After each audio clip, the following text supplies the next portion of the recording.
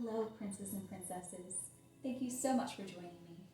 I know we've all been spending a lot of time at home right now, so I wanted to do one of my favorite things with you, which is reading a book. Reading a book can take you on so many adventures, so I suggest that you do that at home right now too. This adventure I'm about to read for you is actually about a time when I was stuck inside for several days, and I really hope you enjoy it. Are you ready? It's called Belle's Tea Party. Belle looked out the window sadly. It had been raining for 6 straight days and she felt cooped up. She hadn't taken a walk or visited the stables in nearly a week. Will the rain ever stop, she wondered? Chip the little teacup was wondering the same thing. He had already played all the games he could think of. Now he just wished he could go outside. Since he was so little, he didn't have a job like the other enchanted objects. But the rest of the enchanted objects had finished their work. The castle was spotless. Is your home spotless too right now? Lumiere the candelabrum wandered into the dining room. He noticed how bored Chip and Belle looked and began to sing a song in French. Then Cogsworth the clock rounded up some napkins, spoons, and bowls and led them in a dance. "That's it," he cried as they whirled around the table. "Hooray!" Chip yelled when the song was over. "That was wonderful," Belle cried. "Will you do another song?" Lumiere frowned. "Actually, we need to go check on the master," he said. "Yes," Cogsworth agreed. "He might need something." He and Lumiere hopped off the table and went to the beast's study. "Now what will we do, Belle?" Chip asked. Belle looked over at the teacup and smiled. "I'm not sure, Chip," she said. "I'll try to think of something." Just then, Chip's mother, Mrs. Potts the teapot, entered the room. She knew just what would cheer up Belle and Chip. "Let's have a tea party," she suggested. "Belle, why don't you change into your prettiest party dress? And Chip, I have a special job for you." The little teacup smiled excitedly, and Belle raced upstairs to change. "We're going to have a tea party," Belle exclaimed when she reached her room. "Oh, that's lovely, dear," the wardrobe replied. "You'll need something bright and pretty to wear."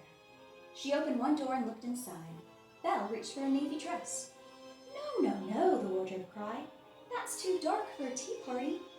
The wardrobe rummaged around a little more and found a yellow hat. "You simply must wear this," she said.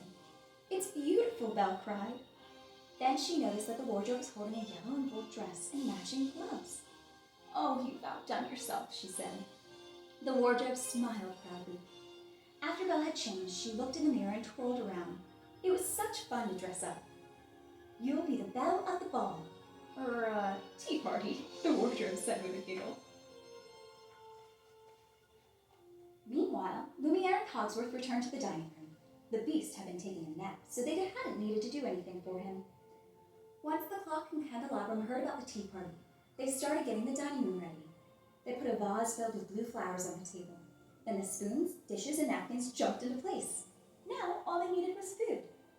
Before long, Mrs. Potts and Chip brought in some tiny sandwiches and some pastries with frosting. "Ooh la la," Lumiere cried. "This will be a wonderful tea party. I think we are almost ready." "Ahem," Cogsworth said. "Chip, would you please place this card at the head of the table?"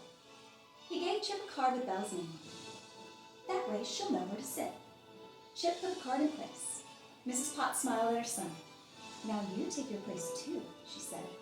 The little teacup hopped onto his saucer excitedly. It was his first tea party, and he couldn't wait for it to begin. "Everything is so beautiful," Belle exclaimed as she walked into the dining room. "But wait," said Mrs. Potts.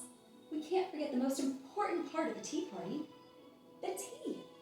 Mrs. Potts tipped herself over and poured some tea into Chip. Then Belle picked up Chip and took a sip. The little teacup beamed. At last, he had an important job. "This is a lovely tea party," Belle said. "I'm so glad I have good friends like you." "Me too," Chip said. Everyone smiled. Maybe rainy days weren't so bad after all. And maybe staying at home for a little bit won't be bad. Don't forget to have your own adventures, whether it be with your brothers and sisters or your parents. Always have fun. Thank you so much, and I hope you have a wonderful day. Goodbye.